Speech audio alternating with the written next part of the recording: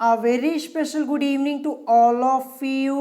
स्वागत है आपका हमारे चैनल स्टडी विद अभिमान में। आज मैं आप लोगों के लिए यूपी पॉलिटेक्निक एंट्रेंस एग्जाम 2021 के लिए साइंस में फिजिक्स के चैप्टर फर्स्ट का पार्ट 2 लेकर आया हूं। तो चैप्टर का नाम क्या है? चैप्टर का नाम है मापन, जिसे हम इंग्लिश में बोलेंगे मेजरमेंट। तो इससे पहले मैंने इस चैप्टर का पार्ट 1 ऑलरेडी अपलोड कर दिया है, जहां पे मैंने आपको इस चैप्टर के most important theory parts cover up कराए हुए हैं।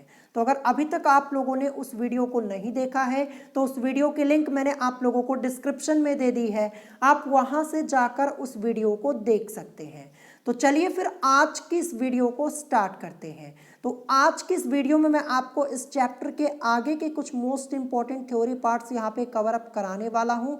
तो वीडियो को स्टार्ट करने से पहले मैं आप लोगों को बता दूं कि मैं आप लोगों के पूरे एंट्रेंस एग्जाम की प्रिपरेशन करवाने वाला हूँ, वो भी एकदम फ्री में। आपको कुछ नहीं करना, बस चैनल को सब्सक्राइब कर लेना है और अपनी स्टडी स्टार्ट कर लेनी है। और जैसा कि मैंने आप लोगों से कहा है कि मैं बहुत ही जल्द अपने दूसरे चैनल पर भी पॉलिटेक्निक एंट्रेंस एग्जाम की क्लास स्टार्ट करने वाला हूं। तो जिन लोगों ने अभी तक हमारे दूसरे चैनल को सब्सक्राइब नहीं किया है तो उस चैनल की लिंक मैंने आप लोगों को डिस्क्रिप्शन में दे दी है, आप वहां से जाकर उस चैनल को सब्सक्राइब कर सकते हैं। तो चलिए फिर आज की इस वीडियो को स्टार्ट करते हैं और देखते हैं कि इस चैप्टर का नेक्स्ट टॉपिक यहाँ पे क्या दिया है। तो जैसा कि आप लोग देख पा रहे होंगे, यहाँ पे लिखा हुआ है कि लंबाई, द्रव्यमान तथा समय के अन्य मात्रक, जिसे हम इंग्लिश में बोलेंगे other units of length, mass and time. तो मैं आप लोगों को बता दूं, ये टॉपिक आप लोगों का मोस्ट इंपॉर्टेंट टॉपिक है। इसका यूज तब होगा जब आप इस चैप्टर के न्यूमेरिकल्स को सॉल्व करेंगे, ध्यान रखिएगा। तो मैं आप लोगों को बता दूं कि आज की इस वीडियो में आपको जितने टॉपिक्स यहाँ पे पढ़ाने वाला हूँ, सभी टॉपिक्स आप लोगों के एंट्रेंस एग्जाम के पॉइंट ऑफ व्यू से मोस्ट इंपॉर्टेंट टॉपिक्स हैं, ध्यान रखिएगा। चलिए अब देखते हैं यहाँ पे कि लिखा क्या हुआ है। यहाँ पे लिखा हुआ है कि लंबाई के मात्रक। सबसे पहले आपको यहाँ पे लंबाई के मात्रक के बारे में बताया गया है, इंग्लिश में से बोलेंगे यूनिट्स ऑफ लेंथ। तो चलिए देखते हैं लंबाई के मात्रक में सबसे पहले यहाँ पे क्या लिखा है। तो सबसे पहले यहाँ पे लिखा हुआ है कि 1 angstrom is equal to 10 raise to the power -10 metre. यानी 1 एंगस्ट्रॉम बराबर क्या होता है? तो 1 एंगस्ट्रॉम बराबर होता है 10 की घात -10 मीटर। और जैसा कि आप लोग यहाँ पे देख पा रहे होंगे, ब्रैकेट में यहाँ पे एंगस्ट्रॉम का साइन भी बना हुआ है। तो सबसे पहले आपको ये याद होना चाहिए कि 1 एंगस्ट्रॉम बराबर क्या होता है। तो 1 एंगस्ट्रॉम बराबर आपका होता है 10 की घात -10 मीटर। अगर आपसे ये पूछ लिया जाए कि 1 मीटर में कितने एंगस्ट्रॉम होते हैं, तब आपका आंसर क्या होगा? अगर आपसे ये पूछा जाए कि 1 metre is equal to how many angstroms, तब आपका आंसर क्या होगा?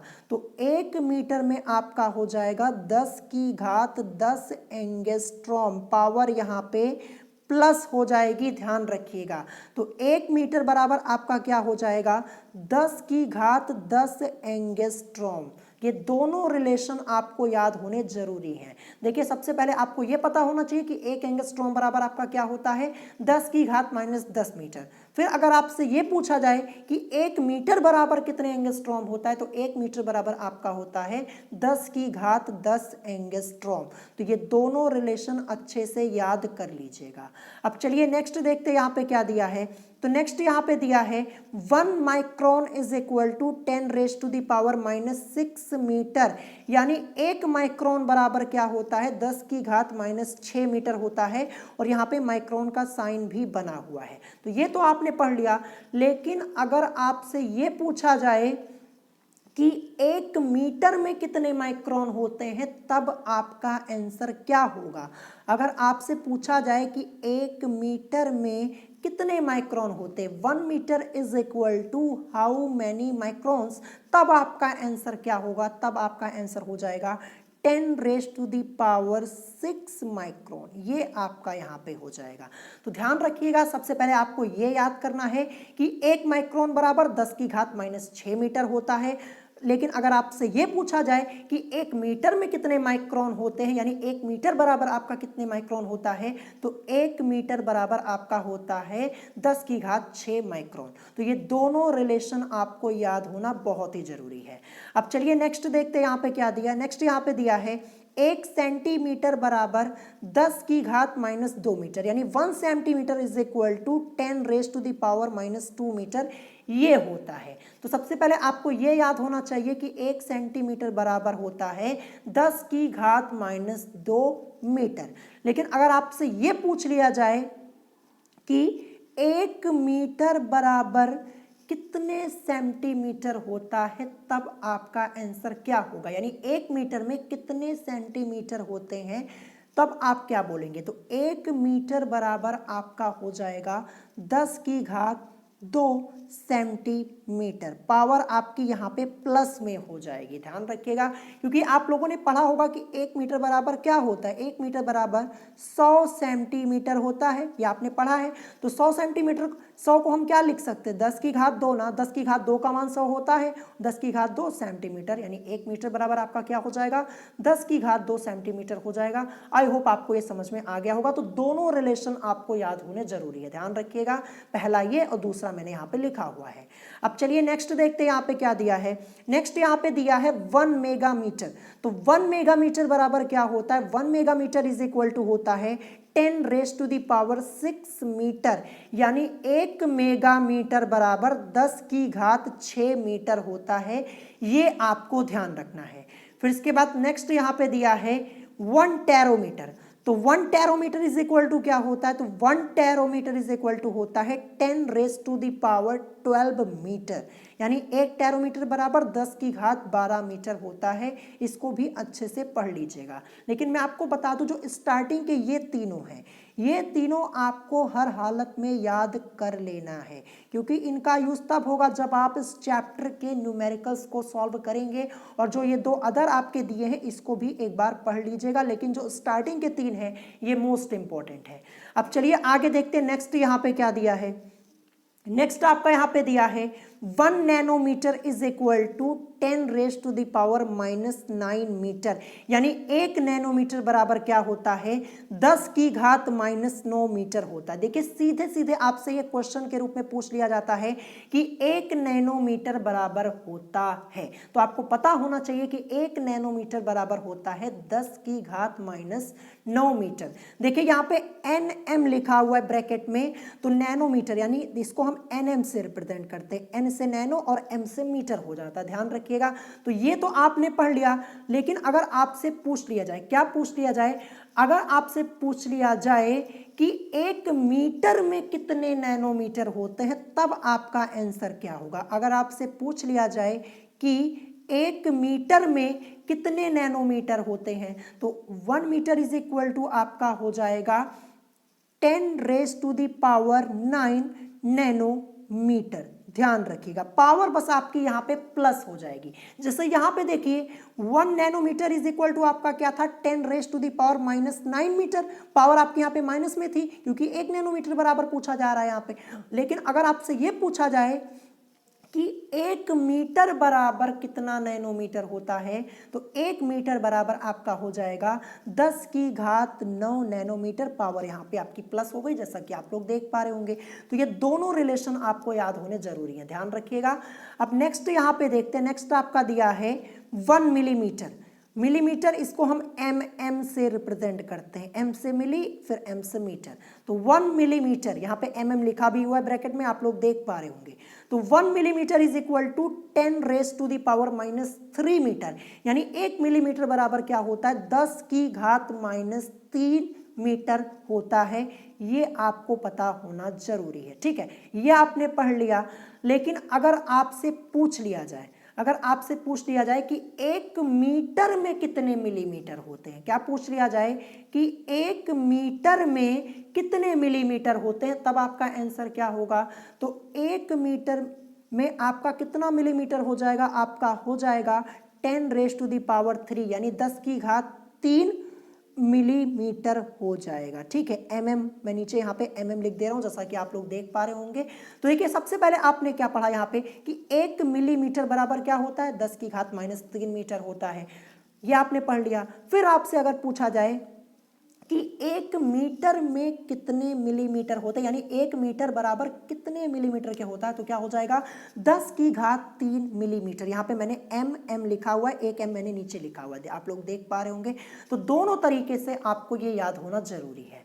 तो यहाँ पे ये आपका हो गया। नेक्स्ट यहाँ पे दिया है 1 किलोमीटर, तो 1 किलोमीटर इज इक्वल टू आपका क्या होता है 10⁻³ मीटर। ये तो आप बड़े आसानी से बता लेंगे क्योंकि 1 किलोमीटर इज इक्वल टू आपका क्या होता है 1000 मीटर होता है ना, ये आपने पढ़ा है।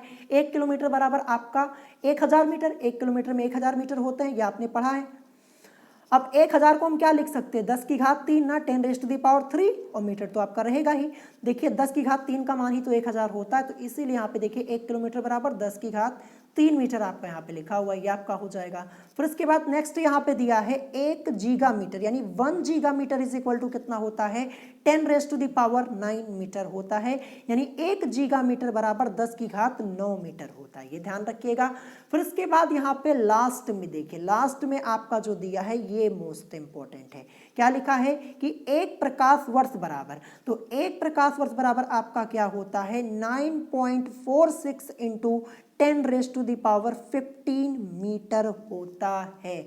ये आपको याद होना जरूरी है, ये आपके एंट्रेंस एग्जाम में डायरेक्ट क्वेश्चन पूछा जा सकता है कि 1 प्रकाश वर्ष बराबर क्या होता है, तो ये आपका होता है 9.46 इंटू 10⁻15 मीटर। ठीक है, तो ये आपके यहाँ पे लंबाई के मात्रक हो गए, मैंने आपको डिटेल में बता दिया। आई होप आपको यहाँ पे समझ में आ गया होगा, तो आज ही इसे याद कर लीजिएगा, ध्यान रखिएगा, क्योंकि इसका यूज होगा न्यूमेरिकल को सॉल्व करते समय। जब आप न्यूमेरिकल सॉल्व करेंगे तो वहां पे आपको क्वेश्चन बड़े आसानी से समझ में आएगा, जब मैं आपको इस चैप्टर के न्यूमेरिकल सॉल्व कराऊंगा, ध्यान रखिएगा। अब नेक्स्ट देखते हैं यहाँ पे क्या दिया है। नेक्स्ट यहाँ पे दिया है द्रव्यमान के मात्रक, जिसे हम इंग्लिश में बोलेंगे यूनिट्स ऑफ मास। तो देखते हैं यहाँ पे सबसे पहले क्या दिया है, तो सबसे पहले आपका यहाँ पे लिखा है 1 microgram. 1 microgram is equal to क्या होता है 10⁻⁻6 किलोग्राम होता है। तो देखिए यहाँ पे माइक्रो आ रहा है, तो देखिए यहाँ पे पावर आपकी यही रहेगी। देखिए माइक्रो जब आता है तो पावर आपकी 10⁻⁻6 होती है। अगर आपको यहाँ पे ये पहला वाला लंबाई का मात्रक याद हो गया ना, तो द्रव्यमान का मात्रक आपको वैसे ही याद आ जाएगा, वैसे ही आपको याद हो जाएगा। देखिए यहाँ पे 1 माइक्रोग्राम, यहाँ पे माइक्रो आ रहा है, और ऊपर देखिए मैं आपको ऊपर लेकर चलता हूं, वहां पे आपसे 1 माइक्रोन पूछा गया था। तो 1 micron is equal to 10⁻⁻6 metre होता है।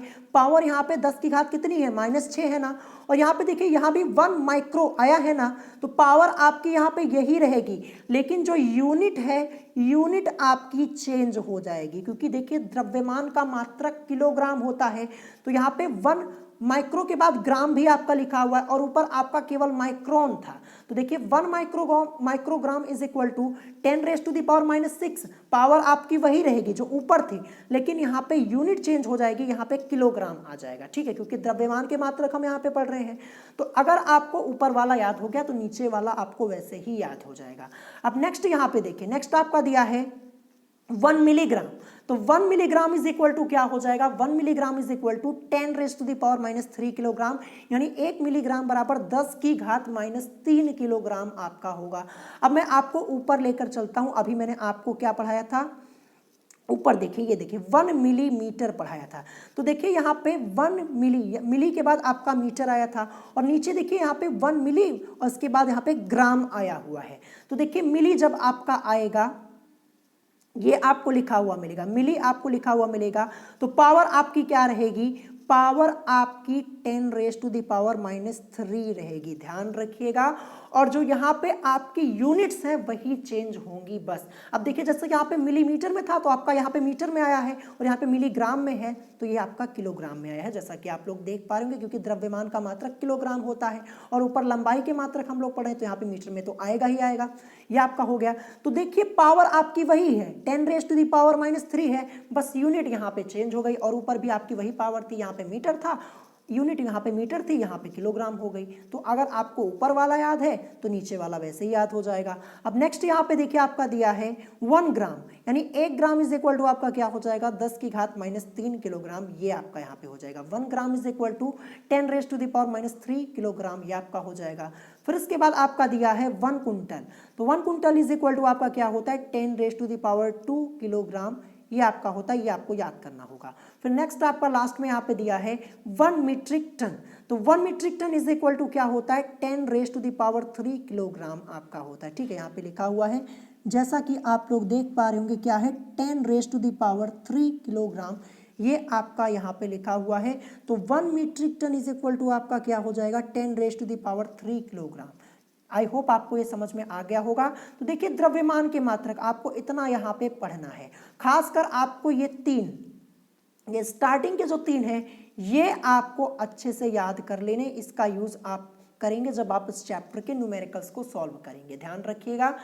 तो यहाँ पे मैं आपको फिर से बता दूं, अगर आपको एक यहाँ पे लंबाई के मात्रक ये याद हो गया तो नीचे वाला आपको वैसे ही याद हो जाएगा। चलिए अब इसके बाद देखते हैं नेक्स्ट आपका क्या दिया है। नेक्स्ट यहाँ पे दिया है समय के अन्य मात्रक यानी अदर यूनिट्स ऑफ टाइम। तो चलिए देखते हैं यहाँ पे सबसे पहले क्या दिया 1 पिको सेकंड दिया है। तो सबसे पहले यहाँ पे पिको, अगर आपको पिको कहीं लिखा हुआ मिले पिको शब्द, तो इसका मतलब पावर आपकी 10 रेज़ टू द पावर -12 होगी, ये आपको ध्यान रखना। अभी मैं आगे इसके लिए भी एक टॉपिक आपका दिया है, आगे मैं अभी आपको डिटेल में पढ़ाऊंगा, वहां आप समझ जाएंगे। तो 1 पिको सेकंड बराबर क्या होता है, तो 1 picosecond is equal to 10 raise to the power -12, और यहाँ पे सेकंड में हो जाएगा क्योंकि समय के मात्रक हम लोग पढ़ रहे हैं, जैसा कि आप लोग देख पा रहे होंगे। फिर इसके बाद देखिए यहाँ पे आया 1 नैनो सेकेंड, और अभी ऊपर हमने क्या पढ़ा था, ऊपर मैं आपको लेके चलता हूँ, ये देखिए हमने पढ़ा था 1 नैनोमीटर।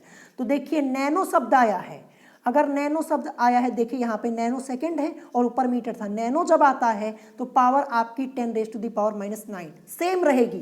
ऊपर भी आपकी देखिए ऊपर 1 नैनोमीटर था, पावर वहाँ पे 10 रेज़ टू द पावर -9 ही है, और यहाँ पे 1 नैनो सेकंड है, पावर तो यही रहेगी क्योंकि यहाँ पे सेकंड आ गया है, तो यहाँ पे यूनिट चेंज हो जाएगी, और 1 nanosecond is equal to आपका हो जाएगा 10 raise to the power -9 second.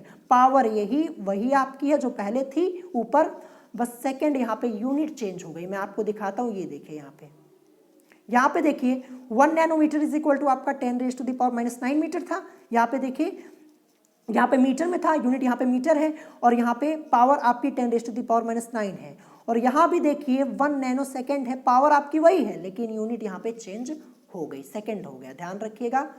फिर उसके बाद आपका है 1 माइक्रो सेकेंड, तो 1 माइक्रो सेकेंड, माइक्रो की बात आई है तो पावर आपकी 10 रेज़ टू द पावर -6 ही रहेगी, और यहाँ पे समय के मात्रक पढ़ रहे हैं तो सेकंड आपका आ जाएगा 10 raise to the power -6 second. कितने आसानी से आप लोग कर पाएंगे। फिर इसके बाद लास्ट में यहाँ पे क्या दिया है, लास्ट में आपका दिया है 1 मिली सेकेंड, क्या दिया है 1 मिली सेकेंड, तो 1 millisecond is equal to आपका क्या हो जाएगा 10 raise to the power -3 second आपका हो जाएगा।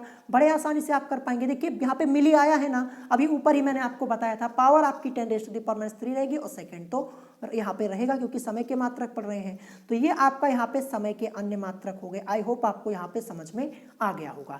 तो ये वाला टॉपिक आपका यहाँ पे कंप्लीट हो जाता है। मैं आपको फिर से बता दूं, अगर आपने यहाँ पे लंबाई के मात्रक एक बार इसको पढ़ लिया, आपको पावर्स के बारे में पता चल गया, बस आपको यहाँ पे सिर्फ यूनिट्स ही चेंज करनी होती हैं और सब आपका सेम ही होता है।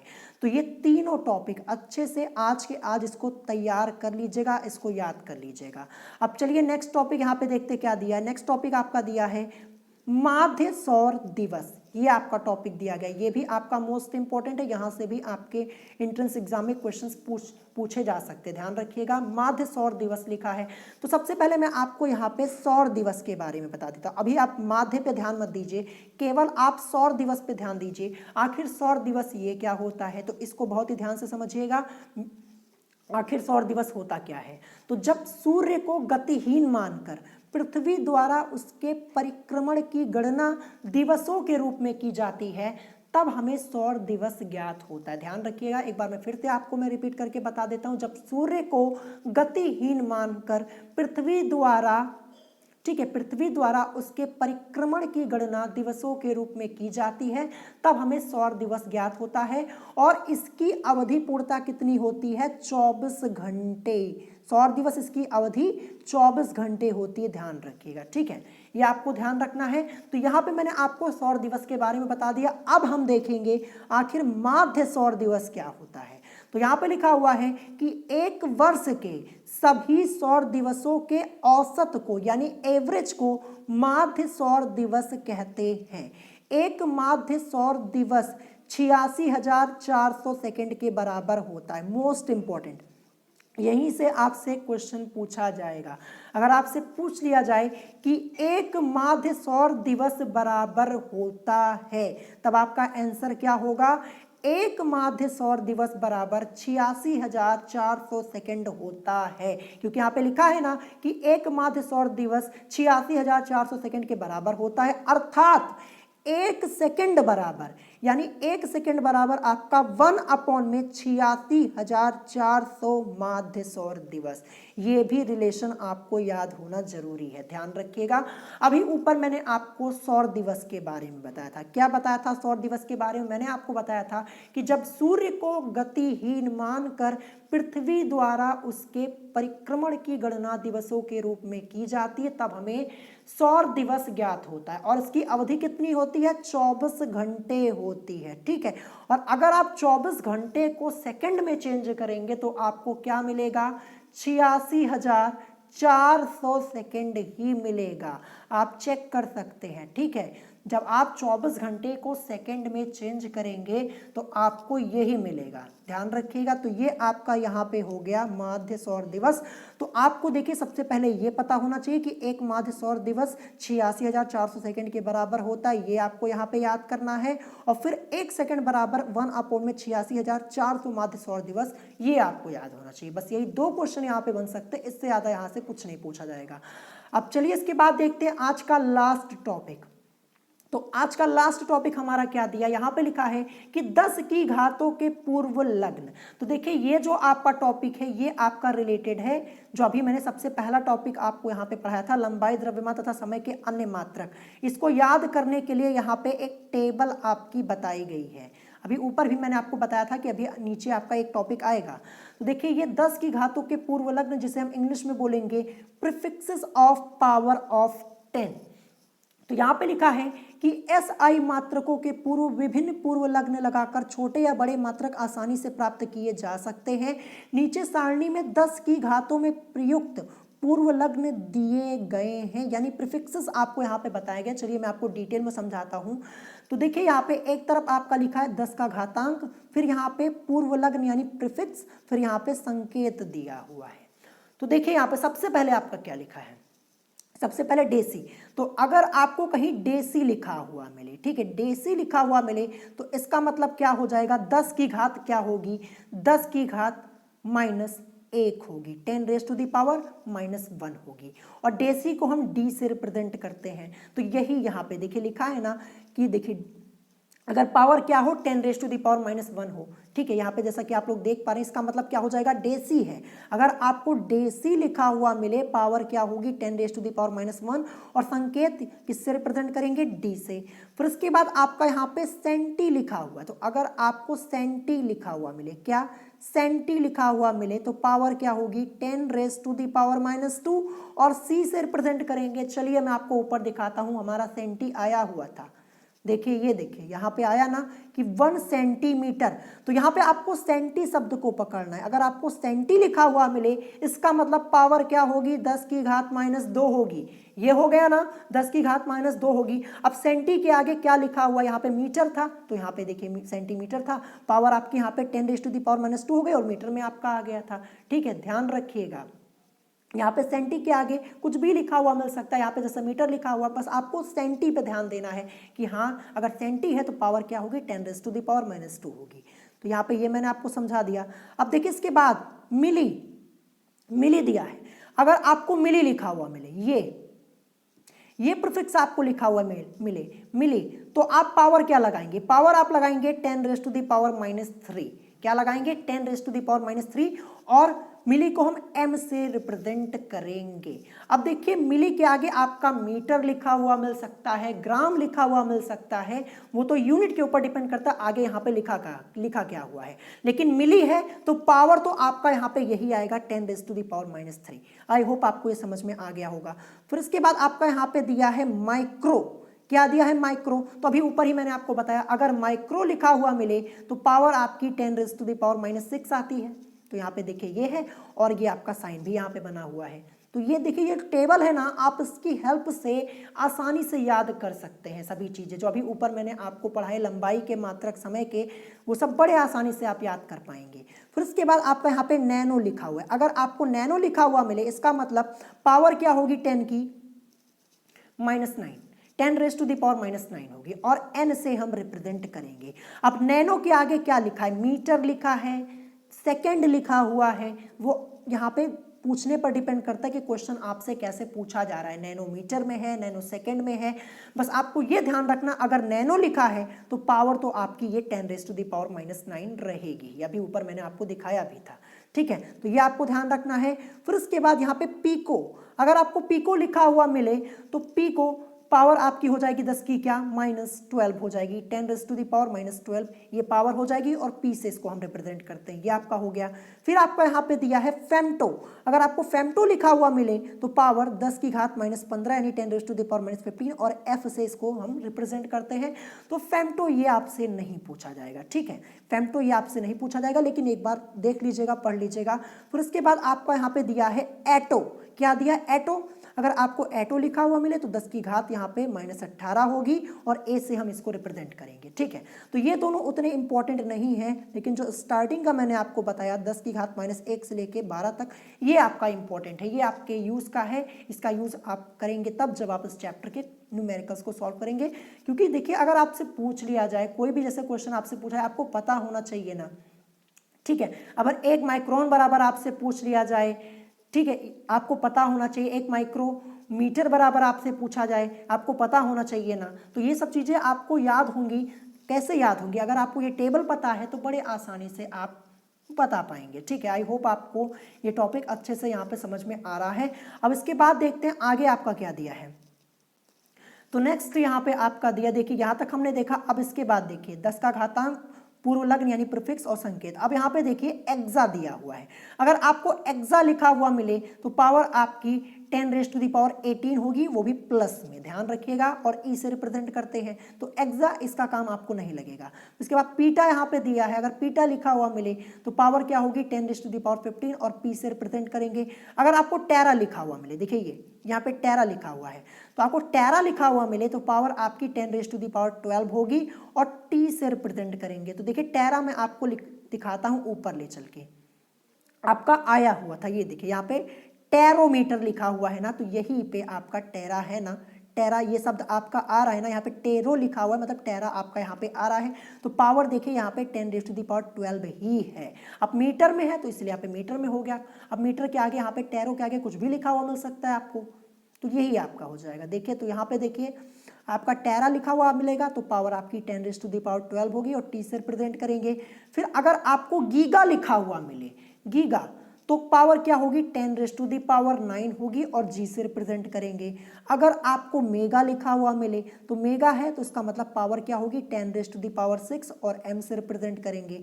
अगर आपको किलो लिखा हुआ मिले यानी के, ठीक है, इसको हम के से रिप्रेजेंट करेंगे, पावर आपकी क्या होगी 10⁻3। अगर आपको हेक्टो लिखा हुआ मिले तो पावर 10⁻2 होगी, क्या होगी 2 होगी और एच से रिप्रेजेंट करेंगे। अगर आपको डेका लिखा हुआ मिले तो पावर 10⁻1 होगी और डी ए से हम रिप्रेजेंट करेंगे। तो आपको सबसे पहले ये टेबल पढ़ लेनी है। अगर आप ये टेबल अच्छे से एक बार पढ़ लेंगे और ये टेबल आपको याद हो जाएगी तो आप जो ऊपर के आपकी ये मैंने अभी आपको बताया जो लंबाई, द्रव्यमान तथा समय के मात्रक, ये सब आपको वैसे ही आसानी से याद हो जाएंगे, ठीक है, ध्यान रखिएगा। तो अच्छे से ये टेबल सबसे पहले आप लोग पढ़ लीजिएगा और जितने टॉपिक्स मैंने आज के इस वीडियो में आपको बताए हैं इनको एक बार आज ही रिवाइज कर लीजिएगा, क्योंकि देखिए यहाँ से आपके एंट्रेंस एग्जाम में क्वेश्चंस पूछे जाते हो, खासकर आपके न्यूमेरिकल्स यहाँ से बनते हैं। जब मैं आपको इस चैप्टर के न्यूमेरिकल सॉल्व कराऊंगा वहाँ पे आपको समझ में आ जाएगा। तो अगर आज की इस वीडियो में आप लोगों को कोई बात नहीं समझ में आई हो तो आप मुझसे कमेंट करके पूछ सकते हैं, और अगर आज की वीडियो आप लोगों को पसंद आई हो तो वीडियो को लाइक करना मत भूलिएगा, और साथ ही साथ हमारे चैनल स्टडी विद अभिमान को सब्सक्राइब करना मत भूलिएगा। तो अभी भी ये चैप्टर आप लोगों का कंप्लीटली फिनिश नहीं हुआ, क्योंकि ये चैप्टर आप लोगों का काफ़ी लंबा चैप्टर है, कई टॉपिक्स आप लोगों के दिए गए हैं। ठीक है, अभी आपका वर्नियर कैलिपर्स का टॉपिक बचा हुआ है, स्क्रू गेज वाला टॉपिक बचा है, फिर आपका एक टॉपिक आएगा सार्थक अंक यानी सिग्निफिकेंट डिजिट आएगा, फिर आएगा कोटिमान, तब जाके आपका कहीं ये इस चैप्टर का थ्योरी पार्ट कंप्लीट होगा, तब हम इस चैप्टर के क्वेश्चंस को सॉल्व करेंगे। यानी ये चैप्टर अभी आपका लंबा चलेगा, ध्यान रखिएगा, क्योंकि चैप्टर आपका लंबा है और सभी टॉपिक्स डिटेल में पढ़ने हैं, तो यहाँ पे थोड़ा टाइम तो लगेगा ही। ठीक है, तो आज की वीडियो में इतना ही, मिलेंगे नेक्स्ट वीडियो में। Thanks for watching.